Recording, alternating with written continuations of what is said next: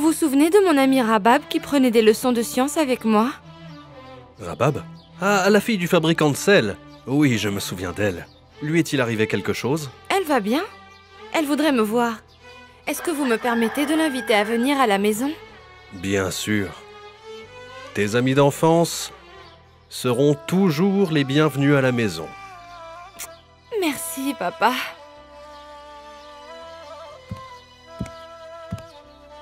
Wadida, Je suis là, monsieur. prépare un repas spécial pour le déjeuner, s'il te plaît. Salma reçoit une invitée aujourd'hui. Une invitée? Rabab, je l'ai vue hier au marché et papa a accepté que je l'accueille ici. Elle ne t'aime pas. C'est une fille qui a toujours été jalouse de toi et de tes compétences à l'école. Wadida, si tu ne dis pas du bien, ne dis rien du tout. Alors je vais me taire. Ce n'est pas juste. Comment oses-tu? Je demande mon droit. Parle moins fort d'abord. Je ne me tairai pas. Qu'est-ce qui se passe ici? Nous sommes dans une salle de tribunal, messieurs, pas au marché. Pourquoi cet homme hurle-t-il, Zarzour? Il veut entrer de force dans la salle de tribunal, monsieur. Moi, ne m'accuse pas à tort, portier. Adresse-toi à moi. Pourquoi est-ce que tu veux entrer de force au tribunal? À Dieu ne plaise, monsieur. Ce qu'il y a, c'est que ça fait des jours que j'attends et mon tour n'arrive jamais. Est-ce que cet homme dit vrai, Zarzour? Excusez-moi, monsieur, mais son cas est simple. Ses souliers ont simplement été volés devant la mosquée. Nous avons des cas plus importants que ça. Qui t'a donné ce droit de déterminer l'importance des cas et la priorité de leur étude? Et je voulais faire preuve de rigueur, monsieur. Je te prive de ton salaire pour un jour, pour t'apprendre ce qu'est la vraie rigueur. Tu n'as pas intérêt à refaire ça. Les cas sont étudiés par leur ordre d'arrivée au tribunal, quel que soit leur genre. C'est clair? Votre jardin ne comprend que cette superficie? Oui, il ne te plaît pas? Je le trouve beaucoup trop petit. Comment les caravanes de chameaux et de chevaux arrivent à se déplacer ici? Des caravanes de chameaux et de chevaux? Mais pourquoi faire? Le juge ne se déplace-t-il pas dans un cortège conduit par des gardes et des chevaliers, pendant que lui est assis sur son haut palanquin? C'est peut-être ce qui se passe dans les contes populaires, mais pas dans la maison de mon père. Tu es en train de me dire que le juge se déplace tout seul, sans serviteur et sans garde? La personne qui applique la justice et qui craint Dieu dans toutes ses affaires n'a pas besoin de garde. Viens, je vais te montrer ma jument, Kamar. Attends-moi! Je n'arrive pas à te suivre! Et comment voudrais-tu arriver à me suivre si tu es alourdi par tout ce fer? Du fer? Ce sont des bijoux précieux et très rares. Et quelle est leur utilité? Eh bien, une femme doit s'embellir autant que possible. Salma, décidément, tu es une fille bizarre. Cette journée a été tellement épuisante. Est-ce que tu as eu à traiter 10 cas comme je l'ai fait aujourd'hui? Oh, bien pire encore, mon père. Raconte-moi. J'ai passé la journée avec Rabab, mon ami d'enfance, et j'ai dû supporter tout son orgueil.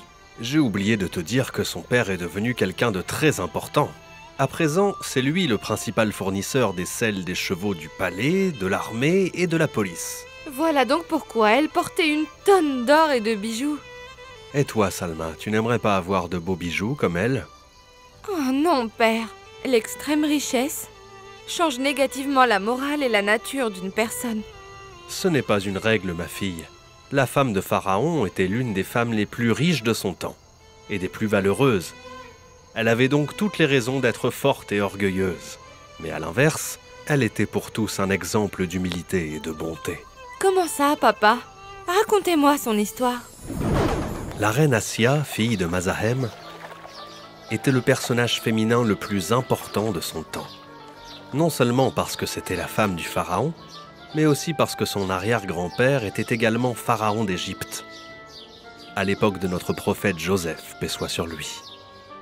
Ainsi, par son mariage avec elle, Pharaon a gagné sa légitimité et sa force. Avez-vous apporté la nourriture et les affaires que nous allons distribuer aux pauvres? Oui, votre majesté, tout a été préparé. Le cortège attend le signal de départ, votre majesté. Je n'ai pas demandé de cortège. Je ne veux pas m'exhiber, Péta. C'est pour des raisons de sécurité, Votre Majesté. Ce ne sera pas nécessaire. Je vous en prie, Votre Majesté. Les gardes sont garants de votre sécurité. Tu es suffisant pour effrayer toute une armée. Dis aux autres soldats de partir. Comme vous voudrez, Votre Majesté. Retirez-vous.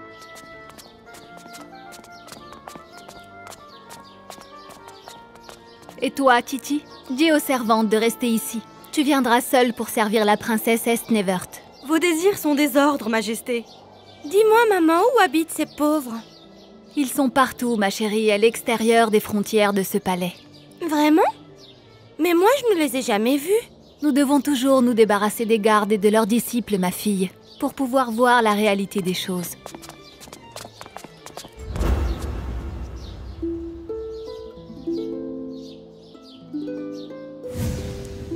Aman, je t'attendais. Oh, je ne voulais pas vous perturber alors que vous écoutez de la musique, Majesté. Je t'écoute. Quelles sont les nouvelles? Tout va bien, Votre Majesté. De quel bien tu parles? Alors que sur ma propre terre, on adore un autre Dieu que moi. Il ne reste des disciples du prophète Joseph qu'un seul homme, Majesté. Ce seul homme, Aman, pourrait se transformer en une armée si nous le laissons faire. Vous avez raison, Votre Majesté. C'est pourquoi je vous ai apporté sa tête. Elle est ici, dans ce coffre. Ah, tu as très bien agi, Aman. Maintenant, je peux être rassuré pour ma royauté et ma divinité. Votre Majesté, j'ai une autre nouvelle pour vous qui risque de ne pas vous plaire. Je t'écoute. Votre femme, Sa Majesté la Reine Assia, a donné à chaque pauvre 2 pièces d'or. Dans ce cas, j'annonce aujourd'hui qu'il y aura de nouveaux impôts. Ce sera 3 pièces d'or pour célébrer la fête du roi, du dieu.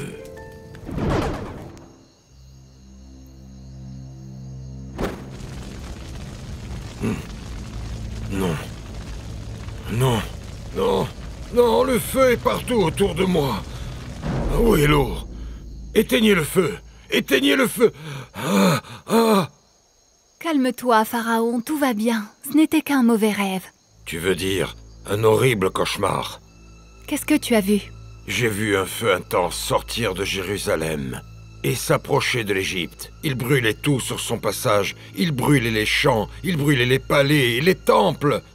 C'est vraiment effrayant, en effet. Ce qui est étrange, c'est que le feu ne s'approchait pas des maisons pauvres, dans lesquelles vivent les enfants d'Israël. Ce feu renvoie peut-être aux nouveaux impôts que tu as fixés. Et que personne n'a les moyens de payer. Les impôts sont nécessaires pour le bien du pays et pour tout le monde. Qu'as-tu mangé au dîner, Pharaon? Pratiquement rien. Seulement un agneau rôti et quelques poulets. Le cauchemar que tu as fait est sûrement dû à ce copieux repas que tu as eu. C'était seulement un agneau. Non, non, non, non, non. Il faut que je consulte les voyants maintenant.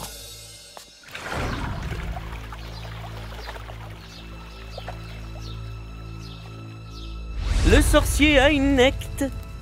Il est l'un des voyants et des astronomes les plus importants, et il a une connaissance approfondie de l'interprétation des rêves. Est-ce qu'il est en train de dormir? Non, il est en train de se concentrer, afin de pouvoir interpréter votre rêve, Majesté. Je vais attendre encore longtemps. Ne vous précipitez pas pour ce qui sera inévitable, monsieur. Je n'y comprends rien. Un enfant des enfants d'Israël va venir au monde. Il sera la cause de la destruction du peuple d'Égypte, et il sera aussi responsable de la mort du pharaon. Puisque les sorciers sont tous d'accord sur la même interprétation, nous devons essayer d'empêcher cela autant que possible. Bien sûr qu'il faut l'empêcher, même si pour ça nous devons tuer tous les nouveau-nés des enfants d'Israël.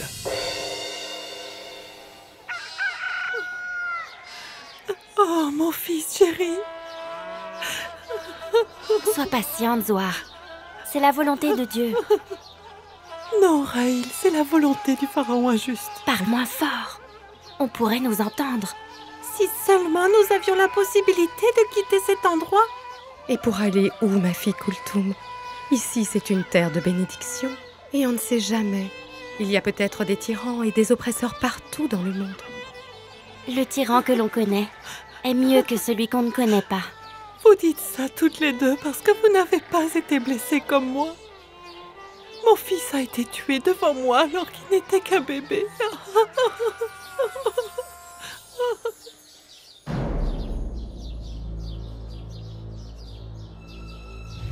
Qui est là?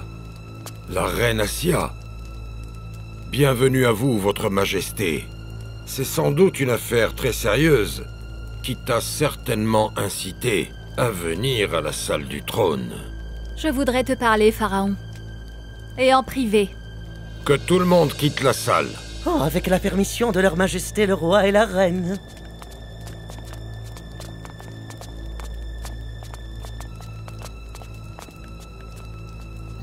Que se passe-t-il, ma chérie? Est-ce que c'est vraiment urgent à ce point-là? Oui, c'est une question de vie ou de mort. Je t'écoute. As-tu ordonné de tuer tous les petits garçons des enfants d'Israël? Oui. C'est une nécessité pour assurer la stabilité de l'Égypte et sa sécurité. Quelle stabilité si tu tues les nouveau-nés? Un jour, l'un d'entre eux viendra pour me tuer et prendre ma place. Qui t'a dit ça? Ce sont les voyants et les sorciers. Ce sont les voyants et les sorciers qui règnent sur l'Égypte maintenant? La royauté ne te concerne en rien, ma chère femme. Je sais que c'est toi le pharaon. Mais j'aimerais te rappeler que mes ancêtres ont établi une grande civilisation. Et ils ont laissé des traces qui ne seront jamais effacées. De leur honnêteté et de leur sagesse.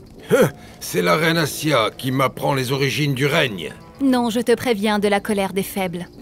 Que veux-tu dire par là? Ces gens vulnérables des enfants d'Israël vivent à notre service. Ils veulent juste assurer de la nourriture à leurs enfants. Si tu tues leurs nouveau-nés, tu mets fin à leurs espoirs. C'est plutôt convaincant. Mais comment veux-tu que je revienne sur ma décision? Quand on est sûr de soi-même, on peut réparer ses erreurs. Non, non, non, non. Je perdrai mon prestige de roi. Mais peut-être que je peux revenir sur ma décision et me rétracter à moitié. Comment ferais-tu ça? Je tuerai leurs enfants pendant 1 an, et je les laisserai vivre l'année qui suit. Crois-tu que ce soit une solution? C'est une solution qui préservera la dignité du pharaon, et qui ne nous privera pas des servants.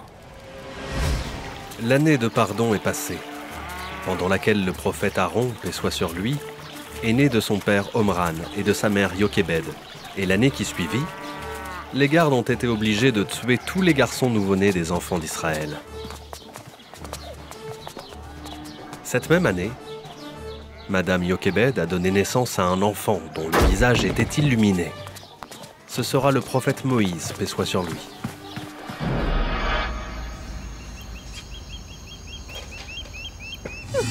Maman, je ne veux pas que mon frère Moïse soit tué, qu'il me prenne et me tue à sa place.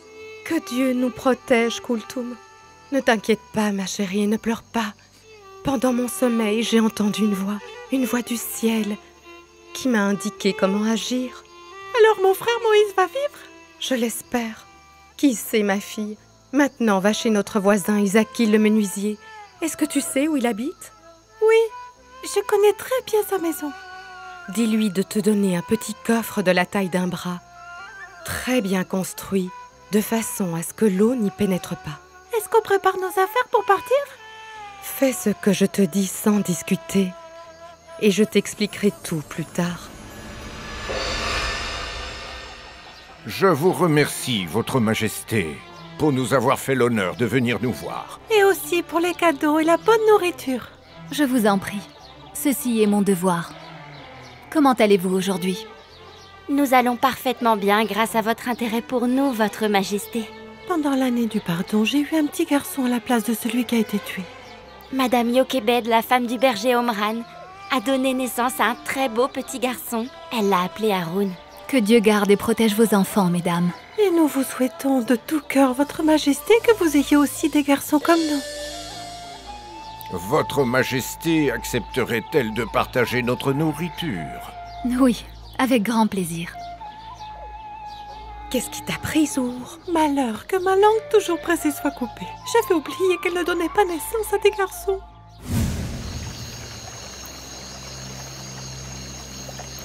Maman, il n'y a personne. Tu peux tirer la corde maintenant.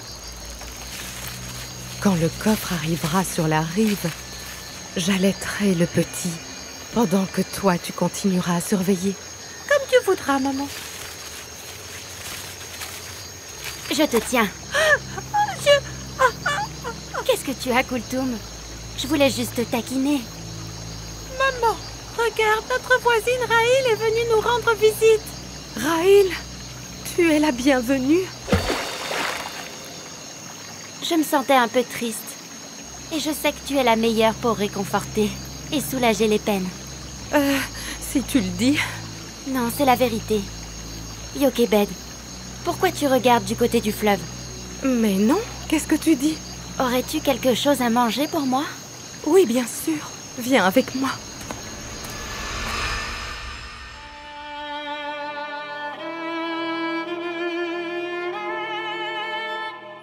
Au nom d'Allah, le tout miséricordieux, le très miséricordieux. Aussi fîmes-nous la révélation suivante à la mère de Moïse. Allaite ton fils, et si tu as peur pour lui, jette-le dans le fleuve, sans éprouver ni crainte ni chagrin à son sujet, car nous allons te le rendre et en faire l'un de nos messagers. Allah le majestueux a dit vrai. Alors Yokebed a perdu le coffre? Oui, c'est ce qui s'est passé. Et qu'est-ce qui s'est passé ensuite? Plusieurs choses merveilleuses se sont passées après. Mais il me faudrait beaucoup plus de temps pour que je te les raconte. Vous voulez aller dormir, c'est ça? Mais il est déjà très tard, ma petite fille. Dans ce cas, vous me raconterez demain ce qui est arrivé au prophète Moïse et à sa mère et à sa sœur et à l'épouse du pharaon. Oui, je te raconterai tout ça demain, si Dieu le veut. Bonne nuit, ma fille.